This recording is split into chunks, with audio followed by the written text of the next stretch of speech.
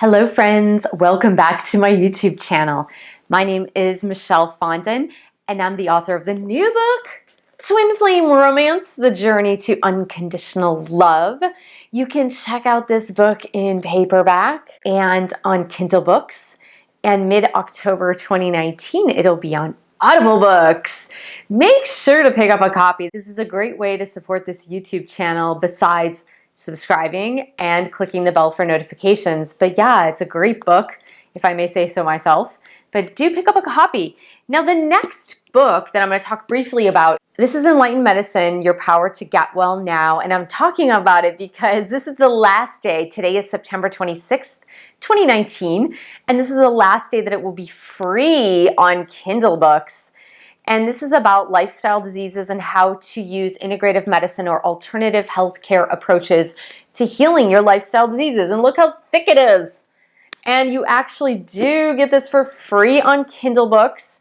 And Amazon is running a special, which is so bizarre to me because I have another book that's being promoted currently, and the same promotion doesn't apply to that book as it does to this one. So you can get the Audible version for more than 50% off. It's at like $7.49. So if you download the Kindle version, you get the Audible version for a fraction of the price. And I actually do read that book as well. So you get to hear my voice for over 8 hours on Enlightened Medicine, Your Power to Get Well Now. Today, we're going to talk about the 7 of water, or the 7 of cups. And actually what I'll do is I'll post the picture up there so you can actually see the tarot card. And this is choosing authenticity over pleasure.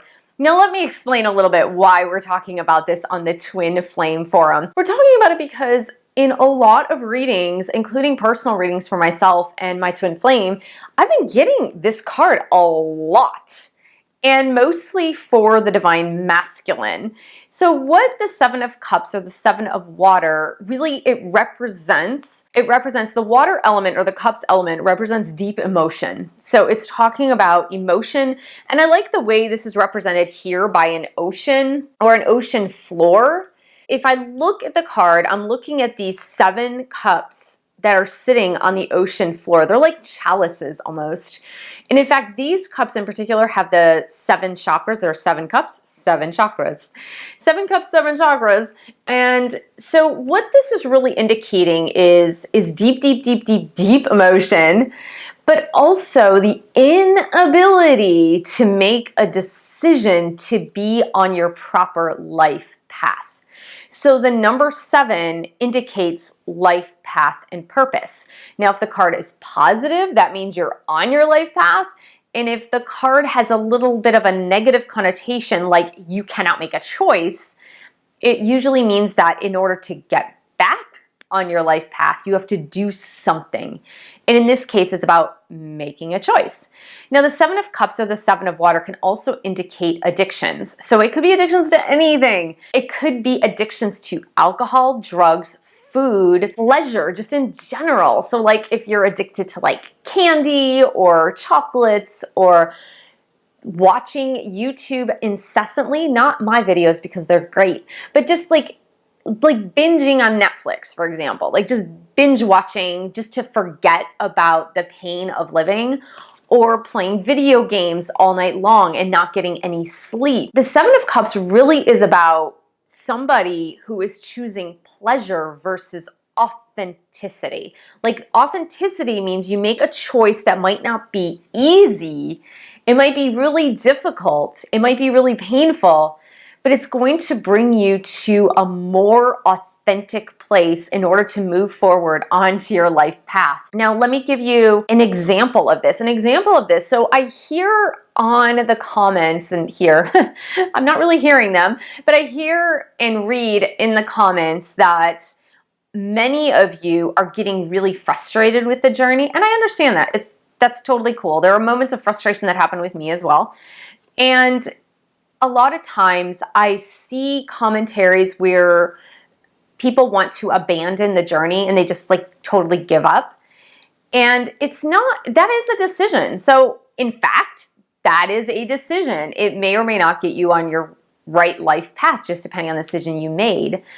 But what I'm also seeing is like, because the twin is not available, I'm seeing some people saying that they want to like go out and choose somebody else, or stay in a marriage that they're not satisfied in, or go ahead and move out of the state, move out of the city, move countries, whatever it is.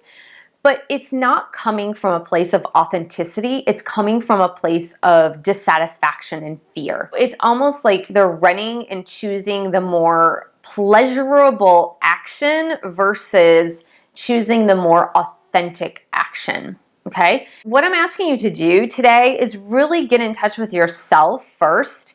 Get in touch with yourself and see, what do I really, really, really, really want?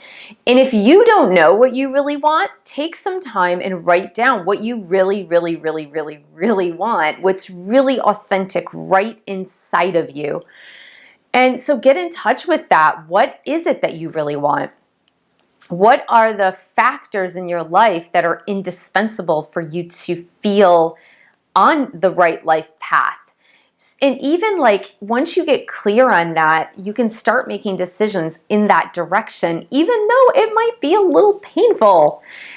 Now, let me give you an example of what I mean. I have been transitioning, and now I'm almost completely transitioned over to working full-time in self-employment. So this is something that I've done for years and years and years. I went to a full-time job last year, finished that full-time job this year to go back to self-employment. And it's only been a couple of weeks. And so that transition is a really difficult transition. It's not easy, especially since I only moved to California a little over a year ago, and I didn't really take the time to establish friendships or really to establish roots where I'm living. So now I'm faced with the daunting task of establishing roots here, which included things like decorating the apartment and finding friends, finding groups and hobbies that are nearby to where I live, and just establish a routine, a daily routine, and be able to do that routine each day. A few days ago, I was in a place where I was feeling really, really anxious. I was anxious because it was just like this impending kind of loneliness that happened, and I wasn't feeling right, and I kind of missed going to work every day, and I liked the structure. But even though I was feeling anxious and a little bit lonely, I knew that the decision that I had made was necessary for my life path. The inclination that I had was to go just do a bunch of things that were going to distract me. Like, that was my inclination. So I was like, well, maybe I'll just go shopping, or I'll rent some movies and just sit back and just absorb myself in these movies and go like whatever shopping that I need to do, or maybe I'll just join this group or that group. And so I was a little bit scattered, but it only lasted about an hour just because I have the vision of life experience. So I said, let me, instead of just seeking pleasure, let me look for authenticity. So let me go ahead and look to the core problem of what is happening here. Why am I feeling lonely? Why am I feeling anxious? What is going on? What is happening here? And then I asked myself to sit in that anxiety, to actually sit down with it and just give it some attention. And what do you know? I did that for like a good hour, and not always just sitting, but I really like sat with it, and I said, I'm not going to just get busy to get busy. I'm not going to seek out pleasure like shopping and movies just to do that, because sitting with who I am and how I'm feeling right now, just because that's too painful, I'm not just going to cover it up now. Now, in the past, I did do things like that, but I want to reach a point where I am more authentic with myself. So I have really strived to be very, very authentic with people, with other people. And so now it's time for me to find that authenticity within myself, meaning giving myself exactly what I need, not running to pleasure. And that's what the cups represent. The cups represent is kind of like dipping your toe in all these various cups with the 7 of water, the 7 of cups, or the 7 of water, whatever you want to call it. But it's dipping your toe in those various cups just because you're trying to find solace, you're trying to find peace, and you're never going to find peace in total immersion in pleasure, meaning if it's not authentic. If it's just something you're doing as an escapism to escape the more painful feelings of what is going on in your life. This is really representative of the second chakra energy. So the second chakra energy is represented by water. And when the second chakra is balanced, it is all about pleasure, creation, procreation, right? But in the positive meaning of that, in the positive sense of that.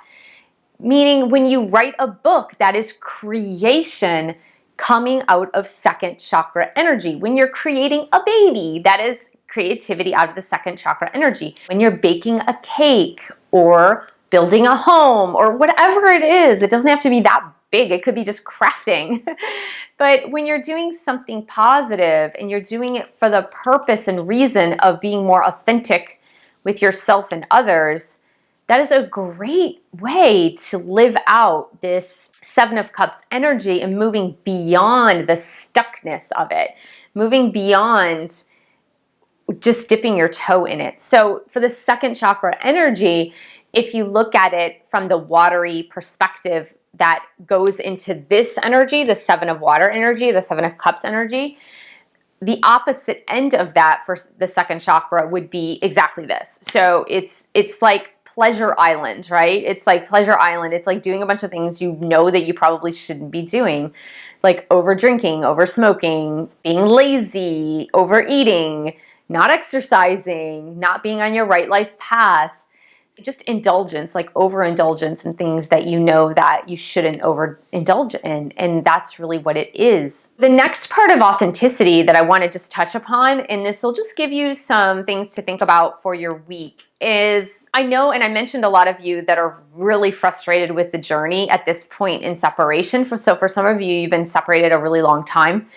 And I know it can be really frustrating. And so what I counsel when I do my readings with my clients, what I counsel them to do is to check in with themselves if they want to do things that don't have anything to do with their twin, for example. So if you want to date someone, then date someone. If you've been in separation for 2 years, 3 years, 4 years, 5 years, 6 years, or whatever, and you're like, it's time, I need to be dating someone, then do it from a place of wholeness and authenticity to yourself first. Don't do it from a place of filling a void or that I need to get back at my twin for not being with me. So just look to yourself for that authenticity in what you are about to do.